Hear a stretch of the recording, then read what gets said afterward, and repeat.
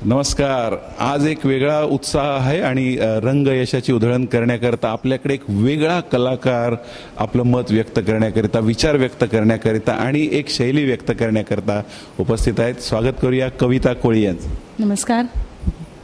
तुम्ही सुरुवात केली अभिनयाच्या माध्यमातून, मॉडेलिंगच्या माध्यमातून. हा छंद होता, काय म्हणतात तो, हा छंद जीवाला लावी पिसे त्याप्रमाणे. आणि आज तुम्ही गेले 25 वर्ष नृत्याच्या माध्यमातून स्वतः तरबेज झालेला आहात आणि ही कला लोकांना वाटत राहतात. कारण काय त्याच्यामध्ये? स्वतः मी कलेचा आनंद इतकी वर्ष घेते. जेव्हा नृत्य करते तेव्हा नृत्यातून मला बऱ्याच गोष्टी, म्हणजे टेन्शन असू दे, टेन्शन आपल्याला दूर पळतं, स्वतःचा फिटनेस आहे आणि एक ती साधना आहे, ह्याच्यातून मला स्वतःला खूप आनंद होतो. या आनंदाचं महत्त्व मला कळलेलं आहे की नृत्यातून आपल्याला किती आनंद मिळतो आणि किती सगळ्या गोष्टीतनं आपण अलिप्त राहून ह्याचा छान आनंद घेऊ शकतो. त्यामुळे ही कला आपण दुसऱ्यांना द्यावी असं मला खूप काही वर्षापासून वाटत होतं आणि मी गेली बरेच वर्ष देते पण आहे, म्हणजे या कलेचं शिक्षण देते आहे. माझं भरतनाट्यम पूर्ण झालेलं होतं. मी किशोपाल आणि चंद्रकांत हडकर यांच्याकडे भरतनाट्यमचे धडे गिरवलेले आहेत फार लहानपणापासून, म्हणजे शाळेत असतानापासून. आणि त्याच्यानंतर मग लोकनृत्याचे कार्यक्रम करायचो आम्ही महाराष्ट्रात वेगवेगळ्या ठिकाणी कॉलेजमध्ये असताना. आणि नंतर मग असं जाणवलं की आपण ही कला इतरांनासुद्धा, ह्या कलेचा आनंद काय असतो हे इतरांनासुद्धा कळावा, यासाठी मी माझ्या कृती कला प्रतिष्ठान ह्या नावाच्या संस्थेची स्थापना केली. आणि त्या संस्थेमार्फत आम्ही लोकनृत्य, त्याच्यानंतर सेमी क्लासिकल लोकनृत्य, बॉलिवूड, आणि आत्ता माझं नुकताच एका वर्षामध्ये कथ्थक नृत्याचं शिक्षण पण पूर्ण होईल. मग ते पण सुरू करायचा मानस आहे, म्हणजे क्लासिकल नृत्यसुद्धा सुरू करायचं मानस आहे. आणि मग ते द्यायला सुरुवात केली साधारण मला वाटतं 92-93च्या दरम्यान. लग्नाच्या आधी मी परळमध्ये क्लासेस सुरू केले. लग्नानंतर ठाण्यात जेव्हा 95ला आले तेव्हा 95पासून ठाण्यात जे क्लासेस चालू आहेत ते आजपर्यंत क्लासेस चालू आहेत माझे. ह्या व्यतिरिक्त मी वेगवेगळे मोठे मोठे इव्हेंट्स करते. माझा स्वतःचा ग्रुप आहे 50 कलाकारांचा, मुलामुलींचा. त्या 50 कलाकारांना घेऊन आम्ही वेगवेगळ्या ठिकाणी मोठे इव्हेंट्स करतो. काही सामाजिक कार्य करण्याच्या दृष्टीने पण आम्ही काही काम करतो, म्हणजे नृत्याचं सादरीकरण करतो. याशिवाय आम्ही सणांच्या ग माहेरी नावाचा माझा कार्यक्रम आहे 65 कलाकारांच्या संचामध्ये, स्वतःचं प्रोडक्शन आहे. त्याच्यामध्ये त्याचे आम्ही 54 कार्यक्रम पूर्ण केलेले आहेत. आणि आता परत एक साधारण वर्ष झालं आम्ही तो थांबवला आहे, पण आता पुन्हा आम्ही तो लवकरच सुरू करतो आहे. त्याप्रमाणे इंटरनॅशनल क्रूजवरती उत्सव नावाचा कार्यक्रम मी फॉरेन टुरिस्टसमोर करते. तो कार्यक्रम म्हणजे जसा सणांच्या ग माहेरी आहे आमचा 2.5 तासाचा कार्यक्रम, तर हा कार्यक्रम पाऊण तासाचा आहे. पाऊण तासाच्या कार्यक्रमामध्ये आम्ही आपलं महाराष्ट्राचं सणांचं सांस्कृतिक दर्शन दाखवतो आणि सगळे समोर बसलेले सगळे फॉरेनर असतात, फॉरेन टुरिस्ट असतात. भाषासुद्धा आमची मराठीच असते. फक्त सुरुवातीचं निवेदन आम्ही इंग्लिश किंवा फ्रेंचमध्ये करतो आणि मग ते नृत्य सादर केले जातात. आणि आत्ता नुकताच आम्ही त्याचे 150 प्रयोग पूर्ण केलेत. जबरदस्त. खूप असं प्रगल्भ असं यश आहे. थोडीशी आजची जी लाईफस्टाईल आहे ही सेडेंटरी झालेली आहे आणि आनंद कुठेतरी गांभीर्यात रूपांतरित होऊ लागलेला आहे. याच्यामध्ये हे जे नृत्य आहे, तुम्ही म्हणालात की आनंद देणारा आहे, फिटनेससाठी तो खूप विशेष उपयोगी पडणार आहे आणि it is a stress manager too. का हे याच्यामध्ये सगळ्यांनी जास्त समरस व्हायला पाहिजे? बघा, आता माझा हा समुदाय मागे जो नाचतोय, ह्या सगळ्या लेडीज कोणी ऑफिसला जाऊन येतात, कोणाची ड्युटी 12-12 तास असते, तरीसुद्धा ते ह्या 2 वारामध्ये वेळ काढून स्वतः इथे येतात. आणि मग आत्ता परवाच माझ्या परळच्या क्लासमध्ये एक मला वाटतं साधारण 55 वर्षाच्या लेडी आहेत, त्या मला येऊन भेटल्या आणि माझं एवढं अगदी मला भरभरून मिठी मारून माझं एवढं कौतुक केलं. फक्त 2 महिने झाल्यात जॉईंट होऊन.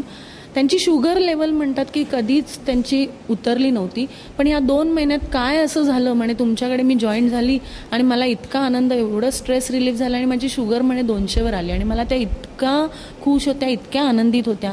आता इथे कितीतरी जणी अशा आहेत की त्यांच्या कला आधीपासून होती, पण काही सांसारिक जबाबदारीमुळे, काहींच्या आईवडिलांना नृत्य शिकलेलं आवडायचं नाही म्हणा, किंवा अशा काही गोष्टी होत्या.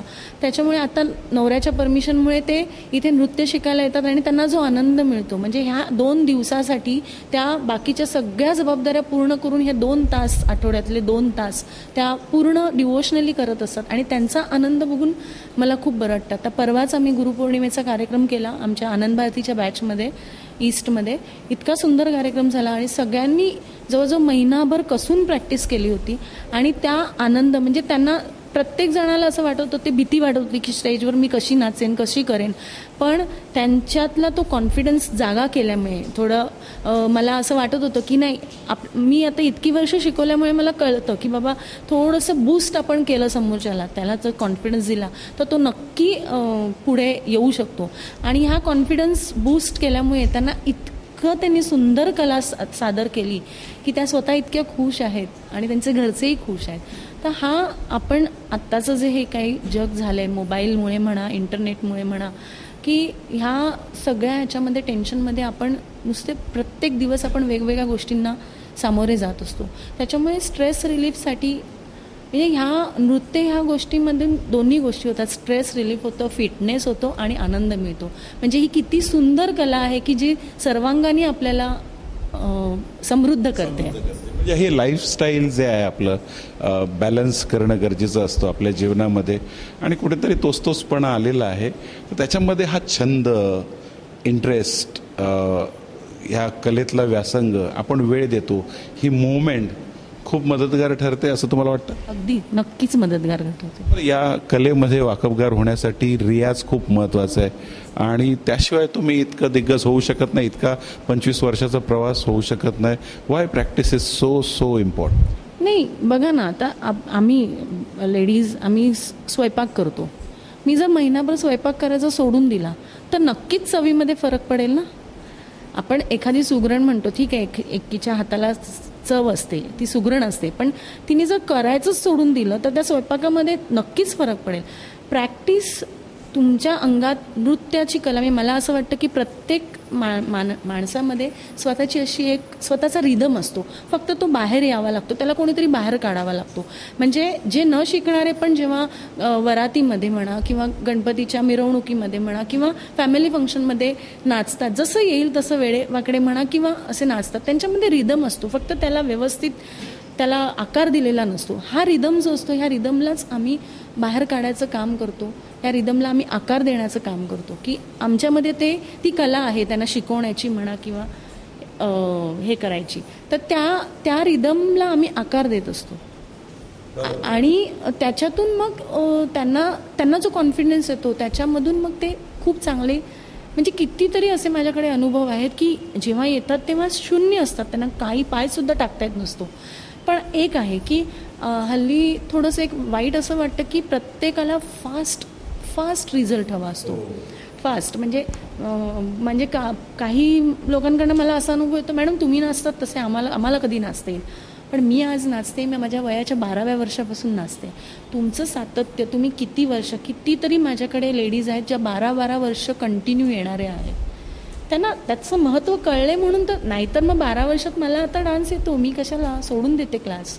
किंवा असेही काही आहेत की 6 महिने किंवा 1 वर्ष करतात आणि स्वतःची अकॅडमी टाकून, आता यूट्यूब हे इतकं फास्ट झालेलं, यूट्यूबचंच जग आहे असं म्हणालं तरी हरकत नाही. यूट्यूबला तुम्हाला जे पाहिजे ते टाका, बारीक होण्याचे फंडे असू देत, नाहीतर स्वयंपाकाचे असू देत, नाहीतर आणखीन काय असू देत, तुम्ही नुसतं टाकलं तरी यूट्यूबवरती येतं. तुम्हाला प्रॅक्टिकली स्वतः तुम्ही केल्याशिवाय त्याचा आनंद, मार्गदर्शक गरजेचं आहे नक्की. कारण मार्गदर्शक काय असतो, आम्ही आता आमच्या गुरु आहेत, माझ्या गुरु डॉक्टर मंजिरी देव कथ्थकच्या किंवा माझे चंद्रकांत थडकर, सौ किशुपाल हे गुरु आहेत. त्यांनी आम्हाला जसं चांगल्या गोष्टी सांगितल्या तसं तुझ्यातलं काय चूक आहे तेही सांगितलं, तेही कळणं गरजेचं आहे ना. आपण नुसतं आपल्यातल्या चांगल्या गोष्टींना पुढे नेऊन नाही, माझे ह्या काही कमी आहेत त्या पण आपण दूर करायला आणि तेवढं आपण घ्यायला पाहिजे. तेवढं स्वतः पण आपल्यातल्या चुका पण आपण कबुली करून त्याच्यातनं मार्ग काढायला पाहिजे. तर रिसेप्टिव्ह मोड असायला पाहिजे आणि माझ्यात नेमक्या कोणत्या चुका घडतायत हे तुम्ही दाखवलं तर माझी प्रगती लवकर होणार आहे. सरते शेवटी कुठल्याही कलेत तुम्ही कथकमध्ये मास्टर आहात, भरतनाट्यम आपण सुरुवात प्रार्थनेने करतो, अंगिकम भुवनम यस्य वाचिकम, तर ही प्रार्थना का महत्त्वाची आहे आणि यशासाठी मला याच्यात बऱ्यापैकी चांगली कामगिरी करण्यासाठी तुमच्या दृष्टीनं टिप्स कोणते आहेत? प्रार्थना महत्त्वाची म्हणजे बघा, नृत्याचा देव शिव, त्याच्याशिवाय त्याचं नामस्मरण केल्याशिवाय नृत्याची म्हणजे मी ही सुरुवात केली आहे. मी जेव्हा शिकून बाहेर पडले तेव्हा मी ही सुरुवात केली. आमच्याकडे नुसता नमस्कार घेतला जायचा भरतनाट्यमच्या तिकडे. मग ह्या अंगिकम भुवनम ह्या प्रार्थनेनी की त्याच्यानी सुरुवात करून नमस्कार करायचा आणि शेवटी ती प्रार्थना बोलून मग नमस्कार करायची. ही माझ्या क्लासमध्ये मी सुरुवात केली, जेणेकरून की त्या शिवाचे आपण नामस्मरण करून त्याच्या अंगातली कला आपल्या अंगात येण्याचा प्रयत्न व्हावा आमच्याकडून, हे एक त्याच्यामागे कारण आहे.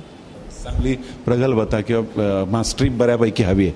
तर बघा, टिप्स म्हणाल तर सगळ्यात महत्त्वाचं म्हणजे की रियाज हा तर सगळ्यात महत्त्वाची गोष्ट आहे. की तुम्हाला जर ह्या स्पर्धेच्या युगात टिकून राहायचं असेल तर तुमचा एक्सेलन्स खूप महत्त्वाचा आहे, परफॉर्मन्स महत्त्वाचा आहे. आणि परफॉर्मन्स तुमचा होण्यासाठी तुमची मेहनत, तुमची जिद्द आणि सराव ह्या गोष्टी, आणि सगळ्यात महत्त्वाची गोष्ट तुमचे पाय जमिनीवर असणं, विनम्रता खूप महत्त्वाची आहे. नाही, गुरूंशिवाय काहीच होत नाही. गुरु हा आपल्याला कायम गुरुच्या मनात जर आपण आपलं स्थान जर चांगलं निर्माण केलं तर गुरुचे आशीर्वाद आपल्याला कुठे ना कुठे आपल्याला ते उपयोगीच पडत असतात. गुरु बघा, म्हणजे मी गुरु शिष्य परंपरेतली आहे असं मी स्वतः मानते, कारण आमच्या गुरूंसाठी आम्ही खूप काही केलं आहे. अजूनही वाटतं की आजही आमच्या गुरूंचे फोन आले किंवा काय तर ॲटोमॅटिकली आम्ही उभे राहतो फोन आल्यानंतर. ही नैसर्गिक क्रिया आमच्याकडनं होते, आम्हाला कोणी शिकवलं नाही आहे. पण मग गुरूंबद्दलचं तुम्हाला प्रेम आदर असेल आणि गुरूंनाही त्याची जर कल्पना असेल की ही शिष्या माझी खरंच खूप गुणी विद्यार्थिनी आहे, तर गुरु आपल्याविषयी नेहमी सतत चांगलंच, गुरु असं पण कोणाविषयी वाईट बोलत नाही, कारण ते गुरु त्या स्थानी जाण्यासाठी तेवढं त्यांनी पण केलेलं असतं. ते स्थान खूप महत्त्वाचं असतं. आणि मग त्या गुरुला आपल्याविषयी ज्या गोष्टी चांगल्या वाटतात त्याचं आपल्याला कुठेतरी पॉझिटिव्ह एनर्जी या कलेला मिळत असते, हे मी खूप मानते आणि मला याचे अनुभव पण आलेले आहेत. खूपच सुंदर अशा रंगांची उधळण झालेली आहे या मार्गदर्शनातून. आणि विशेष करून कविताजींनी सांगितलेलं आहे की ध्येयाने झपाटून जात असताना तुम्हाला जर त्याच्यामध्ये मास्टरी हवी असेल तर अतिशय महत्त्वाची गोष्ट रियाज अत्यंत महत्त्वाचा आहे. It is perfect practice that makes man perfect. आणि त्याचबरोबर मार्गदर्शक योग्य हा गुरुचा आशीर्वाद आहे, तो अतिशय महत्त्वाची भूमिका बजावत असतो. मॅडम, विशेष तुमचे आभार की आज या ठिकाणी रंगांची उधळण केली आणि तुमचे काही नृत्याचे जे भाव आहेत ते बघण्याची संधी मिळाली आणि खरोखरच या कार्यक्रमातून इतरांना खूप मोठी प्रेरणा मिळाली. धन्यवाद. खूप खूप मस्त वाटलं मलाही की मला ह्या निमित्ताने मला काही सांगावंसं वाटलं, गुरूंची महती सांगावीशी वाटली. कारण आजकालची जी तरुणाई आहे आमच्यापेक्षा खूप हुशार आहे, खूप समजतं त्यांना, खरंच खूप समजतं. फक्त काही गोष्टी आहेत त्या कमी वाटतात, त्याच्यामुळे गुरूंचं महत्त्व मला सांगायचं एक माध्यम मला तुम्ही दिलं, एक मन मोकळं झालं. आणि माझ्या या नृत्य वर्गांची कृतिकला प्रतिष्ठानच्या संस्थेबद्दल पण मला बोलण्याची संधी दिलीत, त्याबद्दल मी आपली खूप आभारी आहे. धन्यवाद.